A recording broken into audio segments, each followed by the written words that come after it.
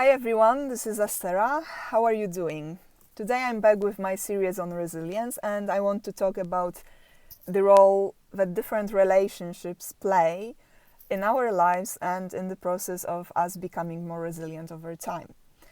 We are social animals. We have different relations with different people who are present in our lives on a daily basis.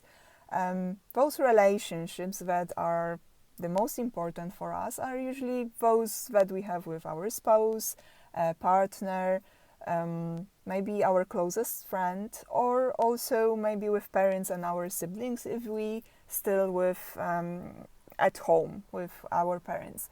Then we also have other relations that are maybe not that important to us, but nevertheless they affect how we feel. And these can be relations with our co-workers, colleagues, or acquaintances that we only meet from time to time. We quite often do not tend to think about relationships as something that affects our resiliency.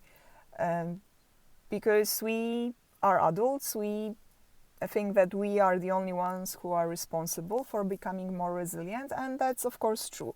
No one can make the effort for us. No one can become more resilient for us. We are the ones who need to accumulate different coping resources and devise different strategies so that we can be more resilient in the future.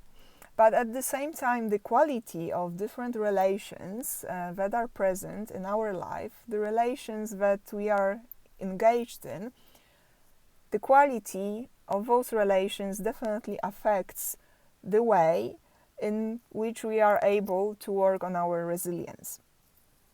And definitely there are a few things that we should pay attention to in our relationships with other people.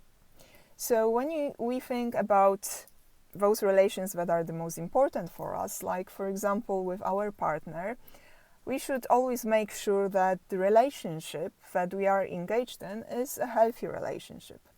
And what does it mean? Well, in a healthy relationship, people have respect for each other. And one of the things that is linked to this respect is that we respect the boundaries of the other person.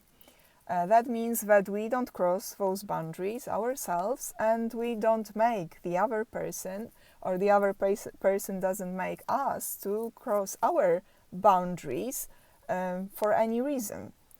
If you see that in your relationship, your partner or your friend or your parents try to make you cross your boundary, maybe with emotional blackmail or with gaslighting, then definitely this is something that you should pay attention to. That's a red flag showing that this relationship may not necessarily be very good for your well-being, mental health, and for becoming more resilient over time. And that is because in a relationship like that, when you are trying to accumulate different coping resources and build up your resilience, at the same time, you're actually wasting your coping resources, and you have to use your resilience to deal with the problems that are occurring on a daily basis in this kind of unhealthy relationship. So make sure that you engage yourself in relations that are based on trust, respect, that you have partners or friends that you can count on when you are struggling, that at least you can get some emotional support from them if you are challenged by different situations in your life, because that kind of relationships are definitely going to benefit your well-being and also the process of becoming more resilient. Then another thing to pay attention is to be aware whether you and the other person is on the same page of the same book at the same time. And that is especially important when we are meeting new people and we think of them as our potential friends or maybe even potential partners. And when we meet another person, we quite often tend to give them a benefit of a doubt. And if it happens that they behave in a way that is maybe not necessarily something that we would expect, but we tend to think that it's just a one-time thing and not necessarily a red flag or something that will be popping up on a regular basis. And that's, of course, a very noble thing to do, because we are only human beings. Of course, we can have a better and worse day.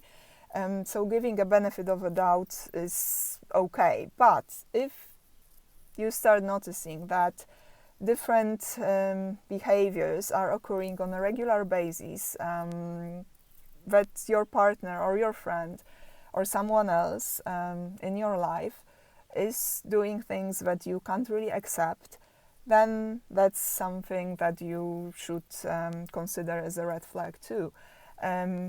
Also, another thing of being at the same page of the same book is to have similar norms and values and standards. Of course, it's never possible that a person that we meet is exactly the same as us, that they have exactly the same values, norms, and that they behave in a very similar way to us. But our norms, our beliefs and standards should be quite compatible with those of the other person. Because if the discrepancy is too big, then we can actually expect that over time the discrepancy may become even bigger, and this sort of a relationship will not really be fostering in any way our well-being or the process of us becoming more resilient. But again, we will be using our coping resources for dealing with the problems in that kind of a relationship.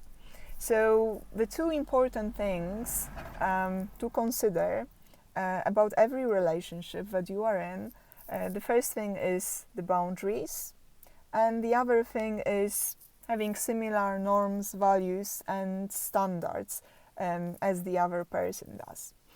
And only in that kind of relationships that are good for our well-being and for our mental health, that's those relations that can help us to build our resilience over time. Thank you for watching and see you soon. Bye.